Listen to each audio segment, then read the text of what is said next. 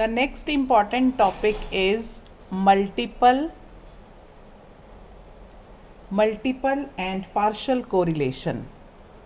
Multiple and partial correlation. Okay, अभी तक हमने कोरिलेशन के बारे में पढ़ा था. Now we should know what is this multiple and partial correlation. Okay, when the values of one variable are associated with or influenced by other variable like age of husband and wife, height of father and son, supply and demand of a commodity, means इस तरह से जब एक variable दूसरे variable से influenced होता है तो हम आसानी से कोफिशिएंट ऑफ कोरिलेशन निकाल सकते हैं to find the linear relationship between them. कितनी सप्लाई है, कितनी डिमांड है, उसके बीच में क्या लीनियर रिलेशनशिप है.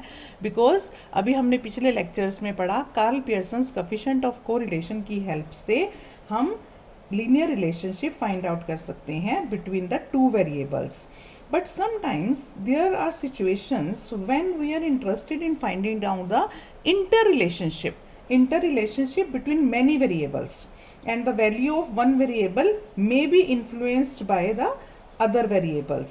मान लो मैं ये कहती हूँ कि मेरा x1 में एक yield of means output of जो है क्रॉप है, ठीक है, पर एकड़ की जो क्रॉप की है वो इसकी आउटपुट डिपेंड कर रही है किस पे, क्वालिटी ऑफ सीड पे, जिसका आउटपुट x2 में. मीन्स ये मेरी क्रॉप जो है, जो आउटपुट है, ये डिपेंड कर रही है x2 पर भी, फिर डिपेंड कर रही है फर्टिलिटी ऑफ द सॉइल पर भी जिसमें x3 है, फिर डिपेंड कर रही है फर्टिलाइज़र कौन सा यूज़ किया है जो x4 है, फिर डिपेंड कर रही है इरिगेशन फैसिलिटी पे जो x5 है, फिर डिपेंड कर रही है वेदर कैसा है, x6 है, ठीक है, एंड सो ऑन. मीन्स ये एक फैक्टर जो है वो इन्फ्लुएंस्ड है बाय मैनी अदर फैक्टर्स. इससे भी इन्फ्लुएंस हो रहा है क्वालिटी ऑफ सीड क्या है, फर्टिलाइज़र कौन सा है, सॉइल कौन सी है ना, वेदर कौन सा है, इरिगेशन फैसिलिटीज़ कौन सी हो रही है. सब से मेरी आउटपुट जो है, जो मेरी क्रॉप, जो मेरी फसल आनी है, जो मेरी यील्ड आनी है, जो मेरी आउटपुट है, वो इन्फ्लुएंस्ड हो रही है मैनी वेरिएबल से. समझ में आ रही है आपको. अभी तक तो हम पढ़ रहे थे कि सप्लाई कितनी है तो डिमांड कितनी है, x1 y1, कैसे ये दो वेरिएबल इन्फ्लुएंस्ड हैं, है ना. Height of father, height of son, कुछ भी मतलब ऐसा वेरिएबल जो एक वेरिएबल दूसरे से इन्फ्लुएंस हो रहा है, तो हम inter means linear relationship in दो के बीच में निकाल रहे थे with the help of this correlation coefficient which was given by the Carl Pearson. Now we are interested in finding out interrelationship between many variables. Okay, तो ऐसी situation when we are interested in studying the joint effect of a group of variables, इन सबका एक group, पूरे group का, when we are interested in studying the joint effect of a group of variables upon a single variable which is not included in this group, ठीक है, this study is called the multiple and partial correlation. समझ में आई. फिर से सुनो. The joint effect of a group of variables, इन पूरे के पूरे ग्रुप का जो ज्वाइंट इफेक्ट है अपॉन ए वेरिएबल, ठीक है, which is not included in this group, ठीक है. Our study is of multiple and partial correlation. And the correlation and regression between only two variables. इनमें से आप देखना चाहते हो x1 और x3 के बीच में क्या है, x1 और x2 के बीच में क्या है, या x1 का x2 और x3 के बीच में. मीन्स इनको आप इनका निग्लेक्ट करके, x4 x5 x6 का निग्लेक्ट करके x2 और x3 का इफेक्ट x1 के साथ देखना चाहते हो, है ना. यानी कि हम कह रहे हैं कि the correlation and regression between only two variate eliminates the linear effect of other variables is called the partial correlation and partial regression. ठीक है, फिर से समझो. मैंने बोला the joint effect of a group of variables, सारे variables का effect आप देखना चाहते हो upon a variable which is not included in that group. This study is called multiple correlation and regression. ये स्टडी जो है वो मल्टीपल कोरिलेशन एंड रिग्रेशन है. फिर ये पार्शियल क्या है, पार्शियल क्या है कि जब इस सारे में से हम किन्हीं दो का इफेक्ट देखना चाहें, बाकी इफेक्ट्स को एलिमिनेट कर दें, तो उसको बोलते हैं पार्शियल कोरिलेशन एंड रिग्रेशन. तो आपको डिफाइनिंग आनी चाहिए what we understand by multiple and partial correlation. तो मल्टीपल क्या है कि जब ग्रुप ऑफ वेरिएबल्स का हम एक साथ देखना चाहते हैं तो मल्टीपल है, जब पूरे ग्रुप में से हम एक दो का देखना चाहते हैं और बाकियों का इफेक्ट एलिमिनेट कर देते हैं तो उसको बोलते हैं पार्शियल। ठीक है, सो हम नोटेशंस कौन सी यूज करेंगे इसके इफेक्ट को देखने के लिए, वो आपको पता होनी चाहिए। जैसे देखो मैंने अगर ये लिखा है कि आपके पास B12.3, ठीक है, तो इस जो डॉट है इस डॉट से बाद वाले को हम बोलते हैं सेकेंडरी सबस्क्रिप्ट। इसको हम क्या बोलते हैं? Secondary subscript. ठीक है, और जो डॉट से पहले वाले हैं इनको बोलते हैं प्राइमरी सबस्क्रिप्ट। इनको बोलते हैं प्राइमरी सबस्क्रिप्ट। डॉट के बाद वालों को सेकेंडरी सबस्क्रिप्ट, डॉट के पहले वालों को प्राइमरी सबस्क्रिप्ट।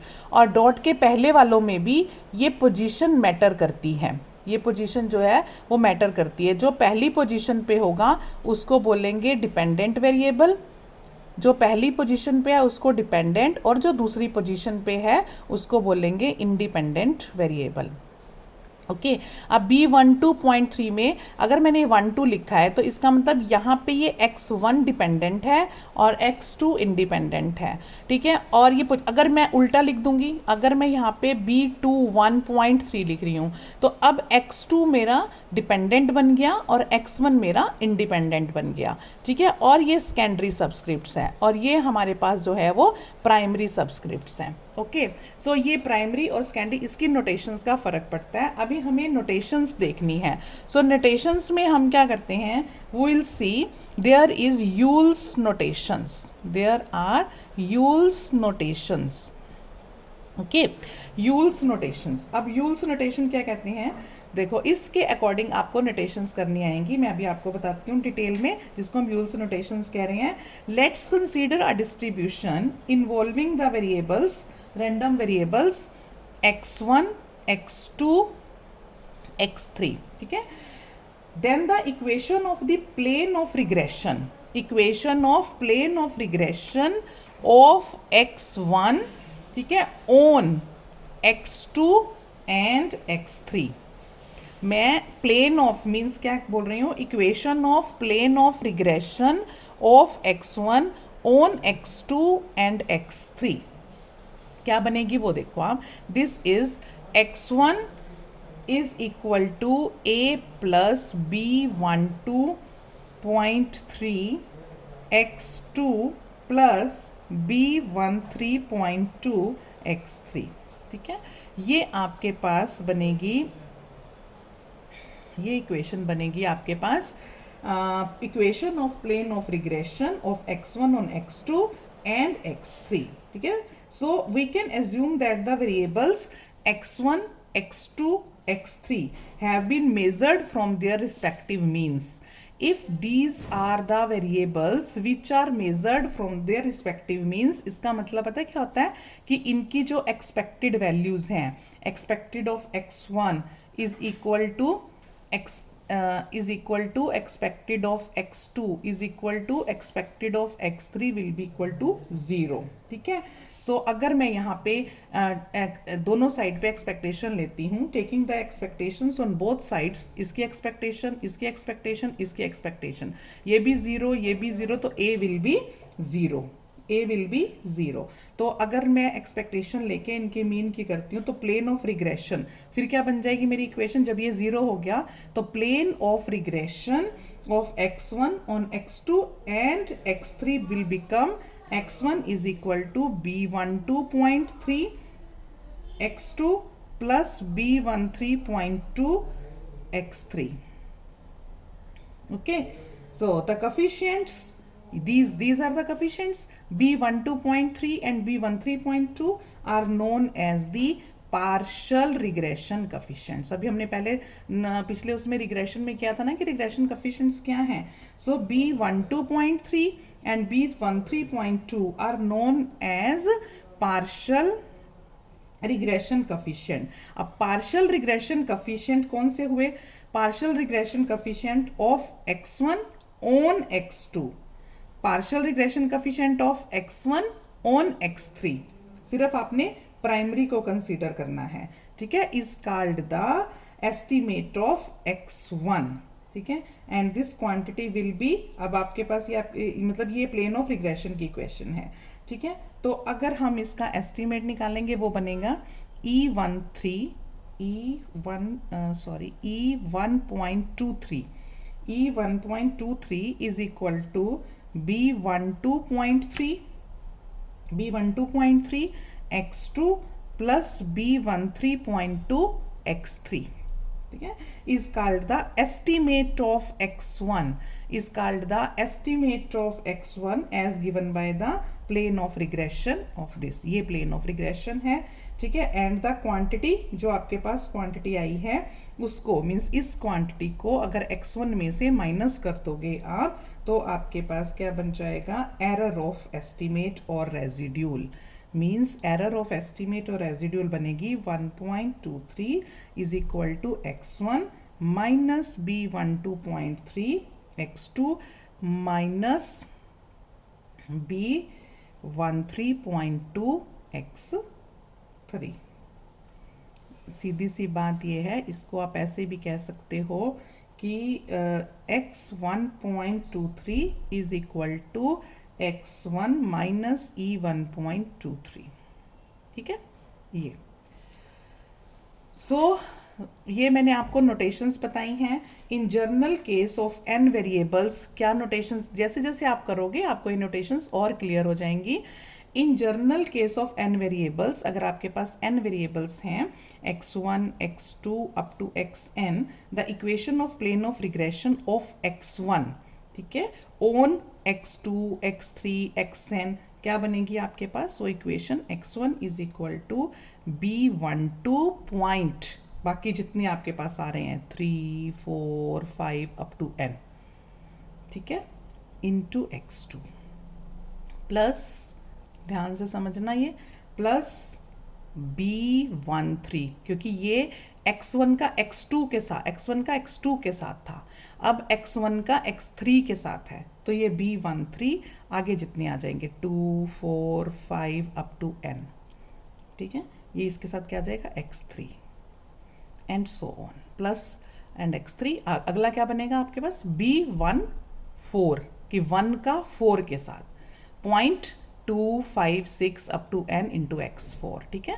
तो ये सारा आप अगर करते जाओगे तो इस तरह से आपके पास B1n, ठीक है, n तक जाएगा, पॉइंट आके 2 3 अप टू जो है आपके पास n-1 तक इंटू xn, ठीक है, तो ये है। सो एरर ऑफ रेजिड्यूल्स भी ऐसे ही आपके पास निकल आएगा। अगर आप एरर ऑफ रेजिड्यूल्स निकालोगे तो वो भी आपके पास जो निकलेगा वो यही आ जाएगा, x1.23 up to n is equal to x1 minus ये सारी टर्म यहाँ पे, ठीक है। So these notations use here are due to Yule, जो मैं आपको यूल्स नोटेशन कह रही हूँ, ये सारी यूल्स ने हमें यूल्स नोटेशन से नहीं बोलते हैं। जब मैंने पहले भी बताया, जो सब्सक्रिप्ट्स हैं बिफोर द डॉट्स उसको हम प्राइमरी सब्सक्रिप्ट्स कहते हैं, और जो सब्सक्रिप्ट्स आफ्टर द डॉट हैं उन्हें हम सेकेंडरी सब्सक्रिप्ट्स कहते हैं। The order of regression coefficient is determined by the number of secondary subscripts, means जो रिग्रेशन कफिशिएंट का ऑर्डर है वो सेकेंडरी सब्सक्रिप्ट्स बताएंगे। अब इसका ऑर्डर क्या है, यहाँ पे एक सेकेंडरी सब्सक्रिप्ट्स है, तो हमारे पास ऑर्डर क्या बनेगा 1। अगर यहाँ पे मैं 2 सब्सक्रिप्ट्स लगा दूँ सेकेंडरी 3 4 5 3 लगा दूँ, तो ऑर्डर क्या बन जाएगा, रिग्रेशन कफिशिएंट ऑफ ऑर्डर 3। 2 होंगे तो regression coefficient of order 2। Dot के बाद जितने नंबर होंगे उतना उसका ऑर्डर होगा, यानी कि एक रिग्रेशन कफिशिएंट को आप कह सकते हो कि वो P ऑर्डर का है, मतलब वो regression coefficient of order P है अगर उसमें P सेकेंडरी सब्सक्रिप्ट्स हैं, हैं, okay. So it may be pointed out that order in which the secondary subscripts are written is immaterial, कोई फर्क नहीं पड़ता, आपने 3 पहले लगा दिया 4 पहले लगा दिए, फर्क नहीं पड़ता, लेकिन प्राइमरी में फर्क पड़ता है। पहला डिपेंडेंट है, दूसरा इंडिपेंडेंट है, ठीक है, पहला डिपेंडेंट है, दूसरा इंडिपेंडेंट है, ओके। सो इसी तरह से आप जो है इसका रेजिड्यूल्स निकाल सकते हो। तो ये रिग्रेशन इक्वेशंस, ये नोटेशंस आपने फाइंड आउट करनी है। आज के लेक्चर में हमने ये देखा कि what we understand by the multiple and partial correlation. अब तक हमने कोरिलेशन किया था by Carl Pearson coefficient, that linear relationship between the two variables. Today we learnt about what is multiple correlation and multiple regression, and we learnt about what is partial correlation and partial regression, and what are the various notations used for that, that is Yule's notation. In the next lecture we will do the important topic, that is plane of regression.